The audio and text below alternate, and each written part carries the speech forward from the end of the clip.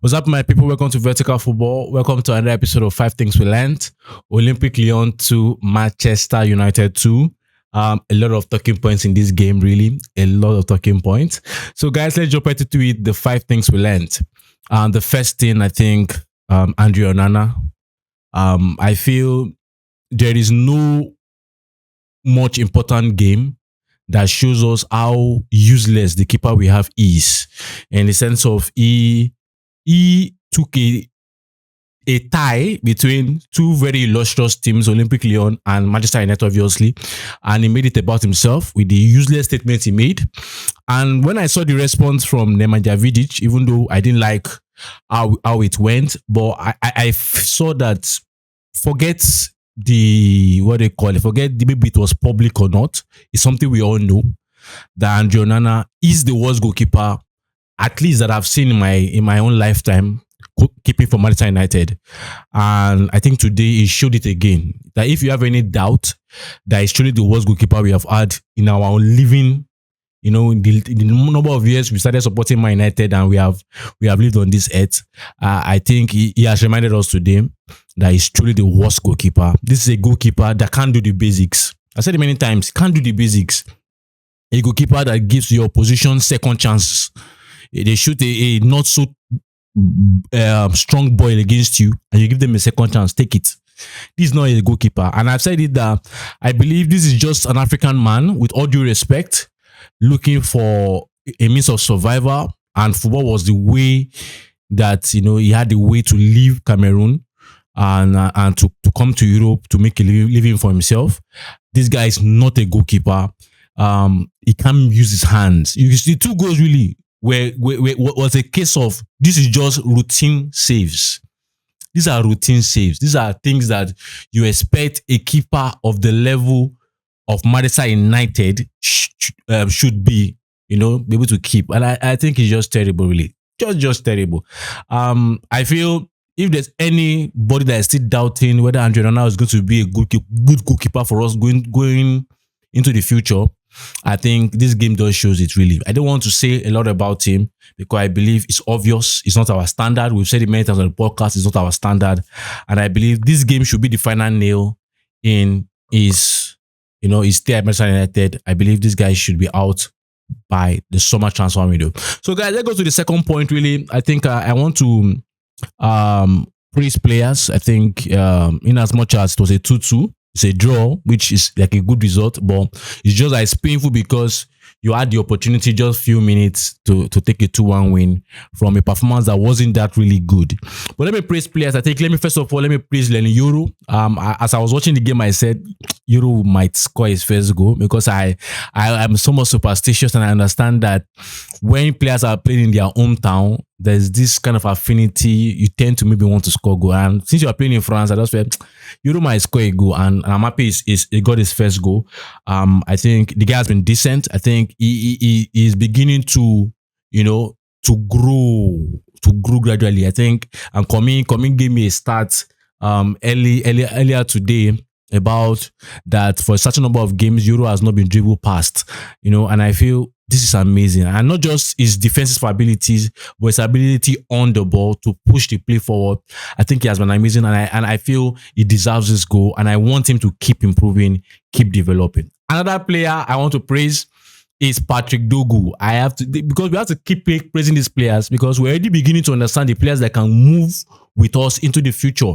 Patrick Dogu, from all signs, this couple of weeks, I feel is going to be an amazing signing. The guy understands the basics of football. Yes, they are part of his game. You can look at it that sometimes maybe when he gets tired, sometimes he loses concentration. Sometimes he doesn't apply himself as he started applying himself in the earlier parts of certain games.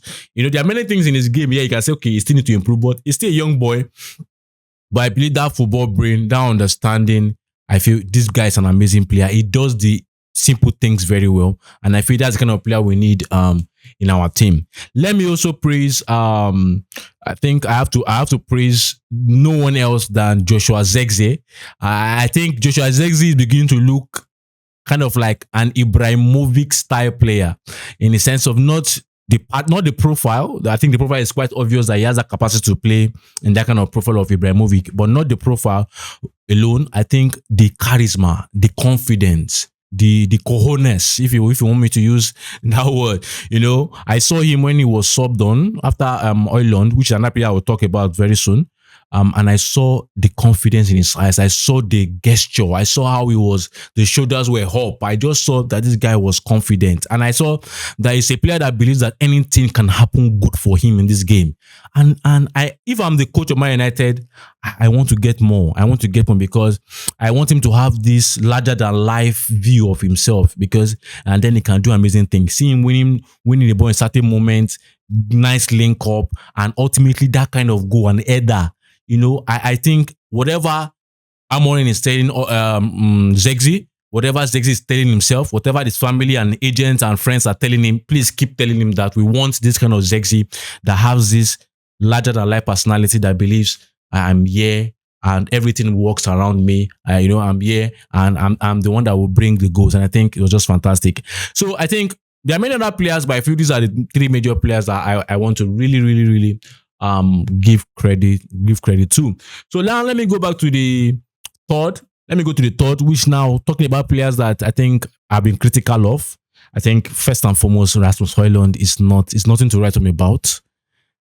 I feel the only reason why Amorim keeps using Rasmus Højlund is to weaken the defender so that Zirkzee can finish off the job. Really, I feel Rasmus Højlund adds nothing to this team except from just running. That's one player. Rasmus Højlund should leave this club. I think it's quite clear. It's quite clear. We can. I believe the people in the boardroom are knowledgeable football people, and they should know that this guy is not up to it. But let's keep playing him. Maybe you can get a better fee for him in the summer. Another player I'm critical of is Garnacho. Garnacho also has the legs but doesn't have the brains.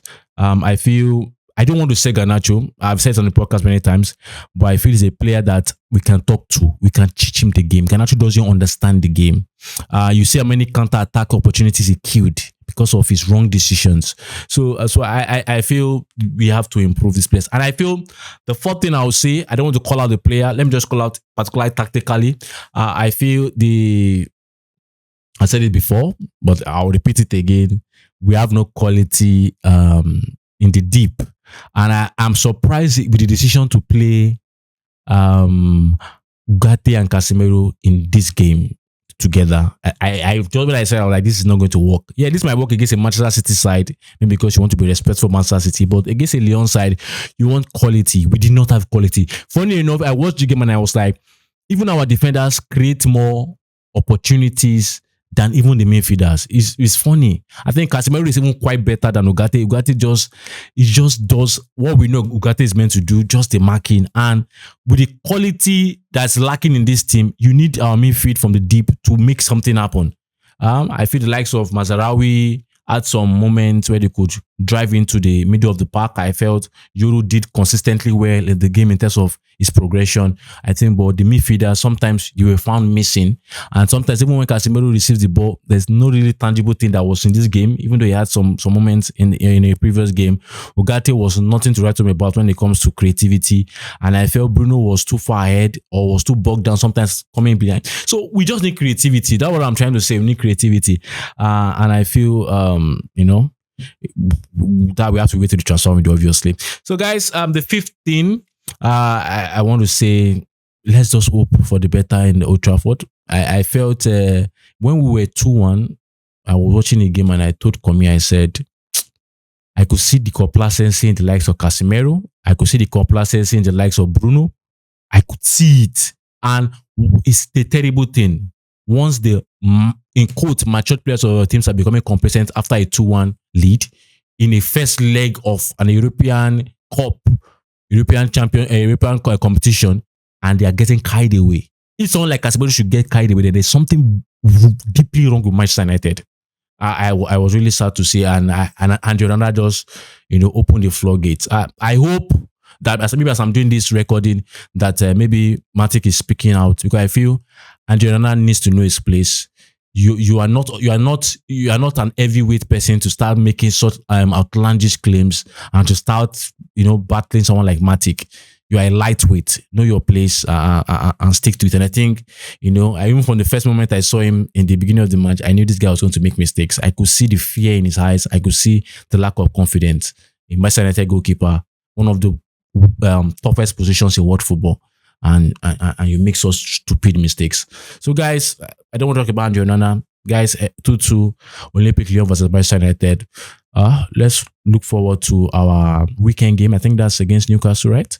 Let's look forward to that. And then we'll be back here again after that game, and also look forward to the second leg against Olympic Lyon at Old Trafford.